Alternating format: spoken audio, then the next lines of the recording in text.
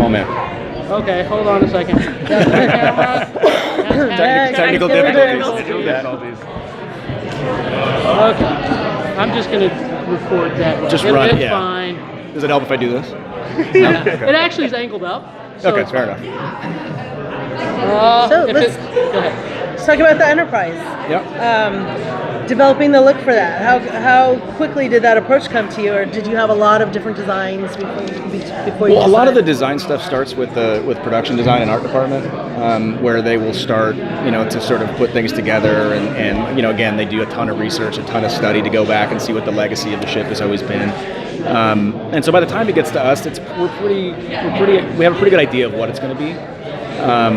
And then as we get into it, we have our modelers talk directly with the art department to make sure that, just so we understand this is this and how does this work and how does this relate to this? Because, fortunately for me, one of the guys that was sort of instrumental in working on the model in my team is a huge Star Trek fan, and knows probably about as much as anybody I have. And so having his knowledge has been invaluable because he's able to go and talk to them and say, okay, this particular thing, why does this look the way that it does? Where is this from? And they had a lot of interaction directly with the art department, but having him was really, really helpful.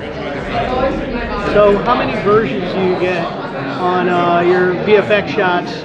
Like, are you up to version 25, 105? No, I had 146 was the highest this season. 146, that is impressive. Yeah. Okay. That's high even for me. I was actually, when I saw it at the bottom, I felt really bad for the vendor. But was that the run to the other ship? Not the Shenzhou, the Mirror Universe ship. The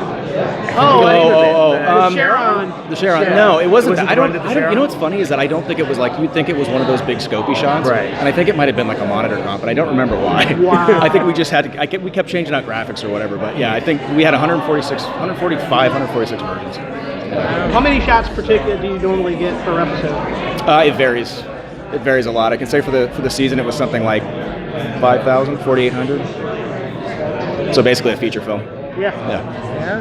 Have you ever had that is kind of the ambition here, though, right? Is kind of to bring a feature film texture to the production, right? Yeah, I mean, it's definitely about having high-end visual effects, and ultimately, the good thing about Aaron Gretchen and Alex and Akiva and everybody is that it's about what the story is. So if the story is 10 visual effects shots in an episode, then that's what it's going to be. But if it's 500, that's what it's going to be.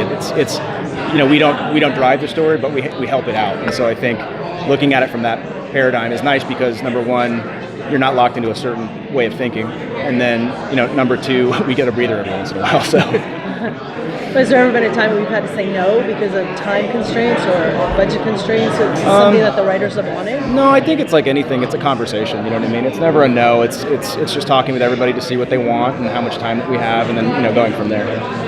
Is there one particular model or shot that you've done that you're particularly proud of? I'm proud of a lot on the show. I think there's a lot of stuff that I think looks good. I love episode 1 with her flying to the artifact, just that whole sequence. There's some really fun shots in there. I love Vulcan in episode 6. We were really, really proud of that. There's a lot of little cool details that we put into that short sequence, which was really, really a blast to do. Episode 10, Jonathan Frakes, he had some great stuff. And then 15, the Enterprise. We get to do the Enterprise, so it's that moment where I was just like, okay, I'm done. I can retire now. So. Well, what's something you didn't initially know how to pull off, but it turned out great?